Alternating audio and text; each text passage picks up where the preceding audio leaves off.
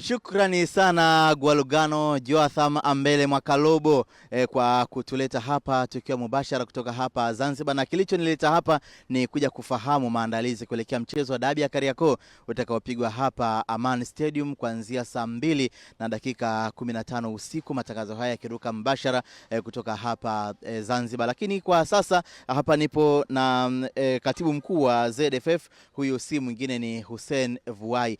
Wakati nimefika hapa ulianza kwa kunipa elimu, na si vibaya na yule ambaye anatazama muda huu elimu hiyo ikaweza kumfikia. Wengi husema New Amani Complex, lakini umeniambia hapa ni Amani Stadium iliyopo New Amani Complex. Tuanzie hapo. Asante sana ndugu mtangazaji. Kwanza leo tunashukuru, unajua kuweza kuidiriki siku kama ya leo, siku kubwa sana, siku ambayo tunatarajia baadaye jioni kushuhudia mchezo wa fainali ya Kombe la Muungano mwaka 2026, mchezo ambao unakutanisha timu mbili giant kabisa kwa mpira wa Tanzania, Simba Sports Club dhidi ya timu ya Yanga Sports Club vile vile.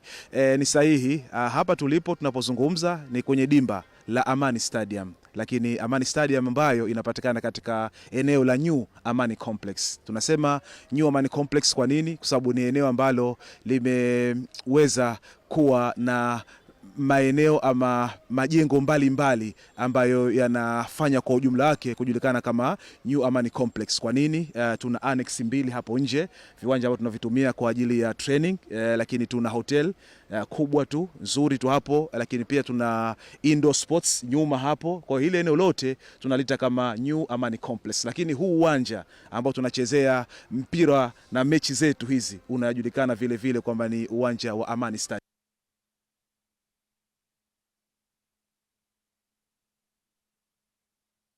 Ya kimtandao hiyo, wakati mwenzetu Akida Kilango akifanya mazungumzo na kiongozi wa shirikisho la mpira wa miguu pale Zanzibar. Hiyo ichukue na ikufikie ni New Amani Complex, ukijumuisha viwanja vyote unavyoviona pale, kuanzia huo walimo, lakini kuna viwanja vya mazoezi, hoteli na mazingira mengine ambayo yanahusu michezo pale. Lakini ukizungumzia panapochezwa mpira ni uwanja wa Amani. Hapana shaka bado mazungumzo yanaendelea pale, lakini vitu vikikaa sawa tunajiunga nao tuendelee kuwasikiliza. Yes, hapana shaka mambo yako sawa.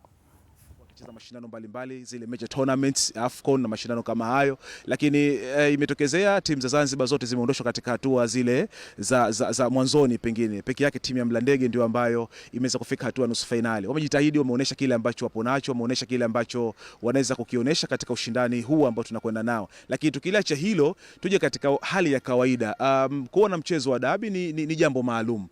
Mchezo wa dabi ni mchezo mkubwa, na mchezo huu si wengi kama wangetarajia ungeweza kutokezea katika kipindi hichi. Tunafahamu kwamba kuna dabi nyingine ya NBC tarehe 3. Sasa watu wengi walijua kwamba mmoja kati ya hizi timu mbili ingeweza kujivunja, lakini kwa sababu ya kuheshimu mchezo wa mpira miguu, kuheshimu mashabiki zao waliokuwa Zanzibar na nje ya Zanzibar, wakaweza kuonesha na kupambana hadi kufika finali. Kwa hiyo tumepata dabi hii, imekuwa ni dabi maalum, ni mchezo maalum, na umekuwa ni mchezo mkubwa zaidi kwa sababu ni mchezo wa finali. Leo hapa hakuna draw, yani hakuna sare hapa ambayo itapatikana, yani kwa sababu huu ni mchezo wa finali. Kuna kombe hapa uwanjani, lazima kombe hili lende upande mmoja kati ya Dar es Salaam, kwa maana kati ya Dar es Salaam ya Yanga ama Dar es Salaam ya Simba.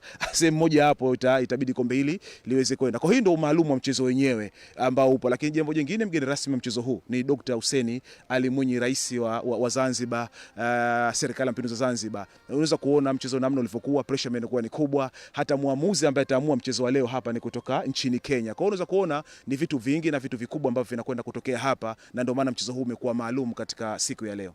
Umezungumzia kwa ujumla kuelekea katika maandalizi ya timu hizi, lakini kwa upande wa uwanja tuliona hapa nyasi zikiwa zinarekebishwa kwa sawa, lakini vipi maandalizi yote kwa ujumla sasa, ukatikaji wa tiketi, uingiaji wa watu uwanjani? Kwa sababu mara kadhaa tukipita nje huko huwa tunakuta pengine kuna misururu, foleni zinakuwa ni ndefu.